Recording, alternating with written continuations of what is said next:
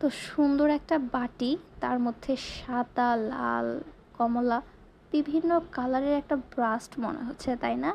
Guess করো তো আমি কোথায় চলে আসছি? আজকে আমি চলে এসেছি মোহাম্মদপুর সলিমুল্লাহ রোডে।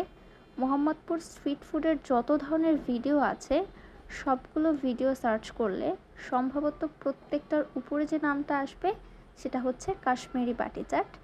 এটা আমার অনেক দিন ধরেই ট্রাই করার ইচ্ছে ছিল, তবে লাস্ট টাইম আমি যখন ভিজিট করেছি তখন আনফর্চুনেটলি দোকানটা বন্ধ ছিল, বিধায় আমি ট্রাই না করেই চলে এসেছি। আজকে খুব গুরুত্বপূর্ণ একটা কাজে গিয়েছিলাম, যখনই দেখলাম দোকানটা খোলা আছে চটপট এটা অর্ডার করলাম। কাশ্মীরি বাটি চাট, এটার প্রাইস হচ্ছে 80 টাকা। শুরুতেই মামা যেটা করলেন, একটা বাটির মতো নিল। এটা মূলত রাজকচুরি অথবা ফুচকার যে বড় শেলটা হয় সেরকম একটা শেল।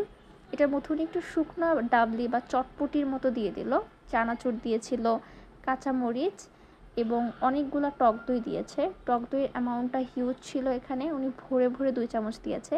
ওনার কিছু স্পেশাল সস ছিল, যেমন পুদিনা চাটনি, কিছু তেঁতুলের টক বা খেজুরের টক বা চাটনি কিছু একটা হবে।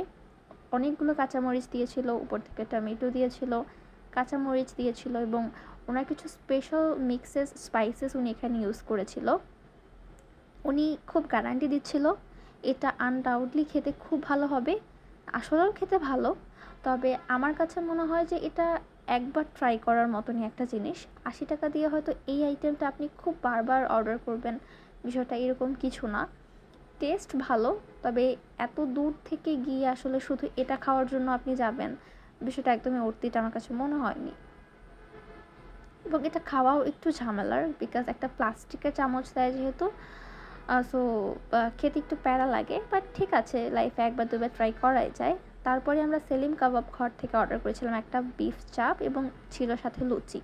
এটা বিফ চাপ ছিল, বাট আমার কাছে বিফের মতন টেস্ট লাগেই নাই। সালাদটা একদম পাতলা পেঁয়াজের একটা সালাদ ছিল এবং লুচিগুলাও ছোট ছিল, তা এক বাইটেই শেষ হয়ে যাবে এরকম। সো আলটিমেটলি খাবার ভালো, তবে এটা হয়তো আমি নেক্সট আর কখনো গিয়ে ট্রাই করবো না, শুধুমাত্র মোহাম্মদপুরে গিয়ে। আজকের ভিডিওটা এই পর্যন্তই।